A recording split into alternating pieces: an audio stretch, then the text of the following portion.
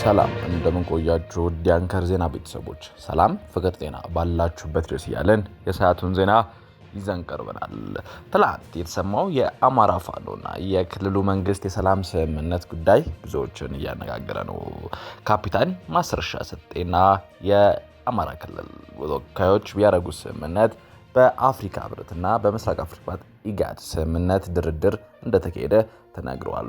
ሆኖም ግን ብዙዎች ባንዴ ካፒታን ማስረሻ ሰጤ ለምን ሐሳቡን ቀየረ? ከጀርባ ያሉ ሚስጥሮችና ካፒቴን ማስረሻ ሰጤ በፋኖ አመራሮች ላይ የያዛቸውን መረጃዎች በተመለከተ ድብቅ መረጃ ወጥቷል። እሱን ለእናንተ ወደ በኋላ ይዘን ቀርበናል። ትግራይ ክልል እየተካሄደ ካለው ጥርጋ በተገናኘ ኤፈርት አካውንት መታገዱም በዚሁ ዘግበን ነበር። ኤፈርት ባወጣው መግለጫ ባለወቅቱ ምክንያት የባንክ አካውንት ታግዷል ያሉት የባላደራ ቦርዱ ተቋሙ በመጀመሪያ በጎ አድራጎት ድርጅት በትግራይ ክልል መመዝገቡን በኋላ በፍትህ ሚኒስቴር አማካኝነት ለትርፍ ያልቆመ ድርጅት በመሆን ምዝገባ ማከናወኑን ገልጾ ዓላማውን በትግራይ መልሶ ማቋቋም ተጋላጭ የሆኑ ማህበረሰቦችን መደገፍ እንደሆነ አስረድቷል። ከፕሪቶሪያ ስምምነት ከተፈረመ በኋላ እነዚህ ድርጅቶች እንዲያገግሙ የተቻለውን ያለ ጥረት እያደረገ ቢሆንም ጠቅሶ ምንም እንኳን ከጉዳቱ ከኪሳራ እንኳን ባይወጡም ከህግና ስርዓት የሚጣጣም አይደለም፣ አካውንቴ የታገደበትን ምክንያት አላቅም፣ አፋጣኝ መልስ ይሰጠኝ ሲል ተደምጧል። ሌላው ትግራይ ትላንት እንዴት እንዳደረች የተለያዩ ከመቀሌ ነዋሪዎች መረጃዎች ደርሰውናል። ማታውንም ድምፀ ወያኔን ጨምሮ ዋና ዋና ቦታዎች ተከበው እንዳደሩና ተኩሶች ቢረግቡም ከፍተኛ ስጋትና ውጥረት ከተማዋ ላይ እያዣንበበ እንዳለና ህዝቡም ምን ይመጣ ይሆን አሁን ደግሞ ከባለፈው የባሰ ምን ይጠብቀን የሚውል በሚል ስጋት ጭንቀት ውስጥ እንደገባና የህዝብ እንቅስቃሴ ሙሉ ለሙሉ በሚባል መልኩ እንደቆመ የመቀሌ ዘጋቢዎቻችን ነግረውናል። የተወደዳችሁ የአንከር ዜና ቤተሰቦች መረጃውን እየሰማችሁ አብራችሁን ስላላችሁ እናመሰግናለን። መረጃውን እየሰማችሁ ባላችሁበት ሁኔታ ላይክ፣ ሼር ማድረጋችሁ እንዳረሱ። ለቻናላችን እንግዳ ከሆናችሁ ሰብስክራይብ አድርጋችሁ ከአንከር ዜና እንድትወዳጁ ጋብዘናል። አሁን በዝርዝር ወደ ያዝናቸው መረጃዎች እናልፋለን። የካፒቴን ማስረሻ ሰጤ ንግግርና ያደረገው ድርጊቶች ብዙውን እያነጋገረ ይገኛል። በትላንትነት የአፍሪካ ህብረትና ምስራቅ አፍሪካ ልማት በየነ መንግስት ኢጋድ በአደራዳሪነት ተሳትፈውበታል በተባለው ሰላም ስምምነት መፈረሙ ተነግሯል። ስምምነቱ የተፈረመው የተባለው የአማራ ክልል መንግስትና በክልሉ የሚንቀሳቀሰው ፋኖ ድርጅት መካከል የአማራ ፋኖ ህዝባዊ ድርጅት አፈሃድ ናቸው። ይህ ስምምነት የዘላቂ ሰላማዊ ስምምነት መሆኑን የአፍሪካ ህብረትና ምስራቅ አፍሪካ ልማት በየነ መንግስት ኢጋድ አደራዳሪነት ተሳትፎ መፈረሙም ተነግሯል። ስምምነቱ የተፈረሙትም የአማራ ክልል ርዕሰ መስተዳድር አቶ አረጋ ከበደና በፋኖ በኩል ካፒቴን ማስረሻ ሰጤ ናቸው። አቶ አረጋ ከበደ ስምምነቱ ለክልላችን ህዝብ የመጀመሪያ ትልቅ የሰላም ኩነት የተካሄደበት ቀን ነው ብለዋል። ካፒቴን ማስረሻ ሰጤም ማንኛውም ግጭት መጨረሻው ውይይትና ድርድር ነው ሲሉ ተደምጠዋል። ይህ ከበድ ያለ መልእክት የያዘች ንግግር ናት። እኛ ለሰላም ቅድሚያ ለመስጠትና ኢትዮጵያን ብሔራዊ ጥቅም ጋር ለማስከበር ነው ስምምነቱን የተፈራረመው ያሉ ሲሆን ኢትዮጵያ ታሪካዊ ጠላቶቿ ተላላኪ መሆን ባንዳነት ነው ሲሉ ተሰምተዋል። ኢትዮጵያን በራሷ ልጆች የማተራመስ ዓላማ ያላቸው የውጭ ኃይሎች ፍላጎት ለመቀበል ወደ ሰላም መተናል። ከታሪካዊ ጠላቶቻችን ጋር ከሌሎችም ጋር በትጥቆ ተሳስረው በክልሉና በሀገር ውስጥ የውክልና ጦርነት በማድረግ ታጋይነት ሳይሆን ባንዳነት ነው ብለዋል። ህዝቡ ይህን አይቀበልም። የባዕዳን አጀንዳ ተሸክመው የሚንቀሳቀሱ አካላትም ወደ ትክክለኛው መስመር ይምጡ ብለዋል። መነጋገርና መደራደር ሁሉንም አሸናፊ ያደርጋል።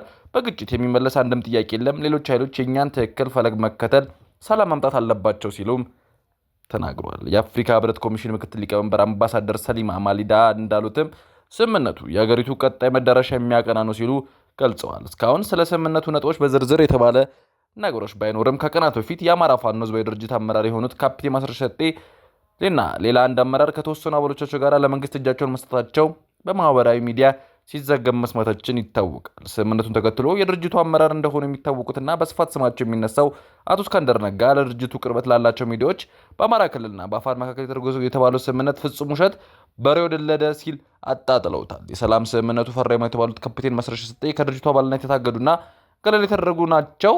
ይህ የአማራና የፋኖን ድርድር ውድቅ የሚያደርግ ነው ብለዋል። ስምምነቱን ተከትሎ በማህበራዊ ሚዲያዎች የተለያዩ ሀሳቦችም እየተዘባረቁ ይገኛሉ።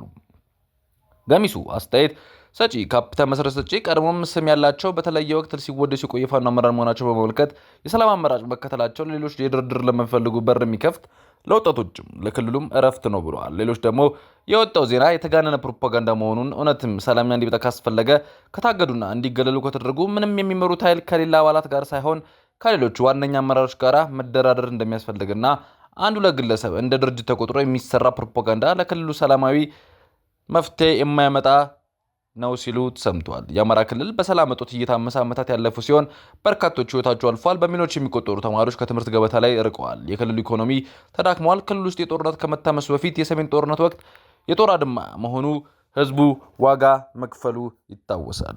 መፈንቅለ መንግስት ትግራይ ነው ወይስ ሌላ ፖለቲካ ጨዋታ? ትላንት የሰማነው ነገር ብዙዎቻችን ሲያነጋገር ሲያስጨንቁሏል። የህወሓት ታጣቂዎች ድምፅ ወያኔ ቢሮና የፕሬዝዳንት ጽህፈት ቤትን መቆጣጠራቸውን ተናግረን ነበር። ሰራተኞችም ከቢሮ አስወጥተዋል። ሁለቱም ቢሮዎች መቆጣጠራቸው ከረጋገጡ በኋላ በሐውልት ጽህፈት ቤት የደስታ ተኩስም ሲሰማ እንደነበር በትግራይ ያሉ ምንጮቻችን ጠቅሰው ነበር። የትግራይ ኃይል ታጣቂዎች የክልሉ አስተዳደር ህንፃ ላይ ከበባ መፈጸማቸውም ተነግሯል። በመቀሌ ነዋሪዎችም ከባድ ስጋት ውስጥ ገብተዋል። የታጠቁ የትግራይ ኃይላት የደሞዝ ዘገየብን በሚል ቅርታ መቀሌ በሚገኘው የትግራይ ጊዜያዊ አስተዳደር ጽህፈት ቤት ህንፃ ላይ ከበባ መፈጸማቸውን እና ጥቃትም ለማድረስ መቃጣታቸውን ተናግረናል።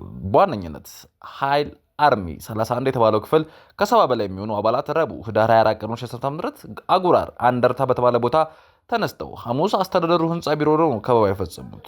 የሰራዊቱ አባላት የነፍስ ወከፍ መሳሪያ የሆነውን ክላሽንኮቭ ጨምሮ ዲሽቃ የተባለ የቡድን መሳሪያ የታጠቁ መሆናቸውን የዓይን እማኞች ተናግረዋል። ይህ በእንዲህ እንዳለ አርሚ 31 ቅርብ አዛዦች ክስተቱን ለማርገብ ሊናገሩ ቢሞክርም ከፍተኛ ባለስልጣናት መጥተው ያናግሩን የሚል ሳይቀበሏቸው መቅረታቸው ተገልጿል። የታጣቂዎቹ እንቅስቃሴ ከትላንት ጀምሮ የታየ መሆኑና ነዋሪዎች ያመለክቱ ሲሆን በዚህም ሲያባ የመቀሌ ነዋሪዎች ዘንድ ስጋት ተፈጥሯል። የክልሉ ባለስልጣናት ውጥረቱን ለማርገብ ጥረት እያደረጉ መሆኑን የተገለጸ ሲሆን ከእኩለ ቀን በኋላ ታጣቂዎቹ ከጊዜያዊ አስተዳደር ከፍተኛ ባለስልጣናት ጋር ውይይት መጀመራቸውን አንዳንድ መረጃዎች አመልክተዋል። ባላወቁት ምክንያት የባንክ አካውንቱ የታገደ አለ። የኤፈርት ባላደራ ቦርድ ዛሬ ባወጣው መግለጫ ተቋሙ የመጀመሪያ በጎ አድራጎት ድርጅትነት በትግራይ ክልል መመዝገቡን በኋላ በፍትህ አማካኝነት ለትርፍ ያልቆመ ድርጅት በመሆን ምዝገባ ማከናወኑን ገልጾ ዓላማው በትግራይ መልሶ ማቋቋም ተገላጭ የሆኑ ማህበረሰቦችንም መደገፍ እንደነበረ ገልጿል። በዚህ ውስጥ የኢኮኖሚ እድገት ለማረጋገጥ የመንግስት ገቢ ለመጪው ኢንዱስትሪ ልማት ለማምጣትና የስራ ዕድሎችን ለመፍጠር በማሰብ የተለያዩ ኩባንያዎች እንደመሰረተ ያወሳው ኤፈርት ጨምሮም እነዚህ ኩባንያዎች በጄኖሳይድ ወቅት ከፍተኛ ጉዳትና ውድመት ያደረሱ ናቸው ብሏል። የፕሪቶሪያ ስምምነት ከተፈረመ በኋላ እነዚህ ድርጅቶች እንዲያገግሙ የተሻለ መጠን ያህል ጥረት እየተደረገ ቢሆንም ጠቅሶ ምንም እንኳን ጉዳቱና ኪሳራ አሁንም ባይወጡም ከህግና ስርዓት ጋር የሚጣጣም መልኩ ስራቸውን እያከናወኑ መሆኑን አስረድቷል። እንዲሁም በቅርብ መስከረም ወር በጠቅላይ ሚኒስትር አብይ አህመድ ታማኝ የግብር ከፋይ ተብሎ ከተሸለሙት ድርጅቶችም አንዱ መሆኑንም አውስቷል። መግለጫው ሲቀጥልም ይሁንና የኤፈርት የባንክ አካውንት ህዳር 24 ቀን 2018 አንስቶ ምክንያቱ ባላወቀ ምክንያት መታገዱን አስረድቶ በዚህም የሁሉም ድርጅቶች ሂሳብ በጅምላ እንዳይንቀሳቀስ መደረጉን ገልጿል። ባላደራው ብርዱ ጨምሮም ይህ እርምጃ የድርጅቱ ከደረሰባቸው የጦርነት ጉዳት እንዲያገግሙ የተደረገ ያለውን ጥረት እንደሚጎዳና በእነዚህ ድርጅቶች የሚተዳደሩ በ10 ሺህ የሚቆጠሩ ሰራተኞች እንደሚበትን ማህበራዊ ቀውስ እንደሚያስከትልም አሳስቧል። በመሆኑም መንግስት እነዚህ ድርጅቶች አካውንት ላይ ወዲያው እርምጃ እንዲወስድ ተናግረዋል። የተወደዳችሁ ተመልካቾቻችን ለሰዓቱ ያዝናቸው ዜናዎች እኚህን ይመስላሉ።